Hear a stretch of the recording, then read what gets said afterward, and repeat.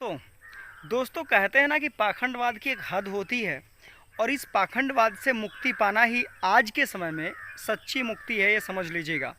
पाखंडवाद बहुत ही ऐसी चीज़ होती है कि जिसमें इंसान अगर डूब जाए तो फिर डूबता ही चला जाए, कभी भी अपने बच्चों को शिक्षित नहीं कर पाएगा और कभी भी अपने बच्चों को आगे का ज्ञान नहीं दे पाएगा, सच्चे इतिहास से रूबरू नहीं करा पाएगा।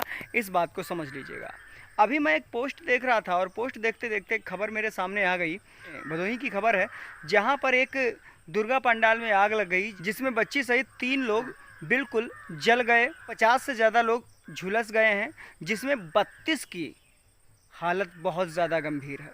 सोचने वाली बात है कि ये क्यों हो रहा है, कैसा हो रहा है, कैसे नहीं हो रहा है। सोचने की बातें हैं, विचार करने की बातें हैं, लेकिन ये बात समाज के लोगों को समझ में ही नहीं आती। करेंगे तो करेंगे। विचार करने वाली बातें हैं दोस्तों कि जहाँ पर उत्सव चल रहा हो, दुर्गा की मूर्ति रख करके जहाँ पर पूजा हो रही हो, अर्चना हो रही हो, अच्छे से लोग खुशियाँ मना रहे हों और वहीं पर आग लग जाए, लेकिन फिर भी अंधभक्तों को समझ में ना आए कि क्या है क्या नहीं है। अब सोचने की बातें हैं। लोग कहा करते हैं कि देवी माता के नवरात्रि व्रत रख लो, सारी समस्याओं का समाधान हो जाएगा, सारे दुख दर्द दूर हो जाएंगे। लो, हो गए दुख दर्द दूर। जल गए 3 लोग, 50 से ज़्यादा लोग झुलस गए, 32 की गंभीर हालत है। अजीब बात है दोस्तों, इन बातों को समझिए। शिक्षा से बढ़कर कुछ नहीं है। शिक्षा ग्रहण करिए, अंधभक्ति को त्यागिए, तभी समाज आगे बढ़ पाएगा। बच्चियों को पढ़ाइए, बच्चों को पढ़ाइए। समझ रहे हैं? अगर कृपा होती तो कम से कम 9 दिन तो आग नहीं लगती ना, लेकिन नवरात्रि के कार्यक्रम में ही आग लग गई। अजीब बात है ना। ये पाखंडी लोग यहाँ पर आते हैं, हमको पाखंड में फंसा करके लूट के चले जाते हैं और हम लोग फंस जाते हैं और उसी में चक्कर घिन्नी की तरह घूमते रहते हैं।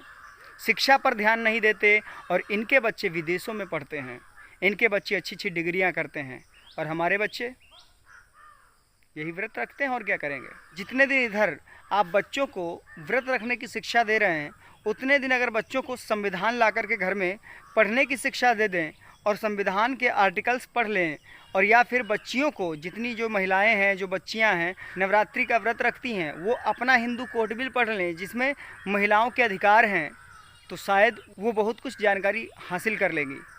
सोचने की बातें हैं, लेकिन उनको ये चीज़ ना बताई जाए, इसीलिए ऐसे चाल चले जा रहे हैं। लेकिन ये एक बात पता होनी चाहिए आपको कि शादी के समय में जब बच्चियों की शादी होती है तब उनकी डिग्रियां पूछी जाती हैं, इसीलिए बच्चियों को पढ़ा लिया करिए।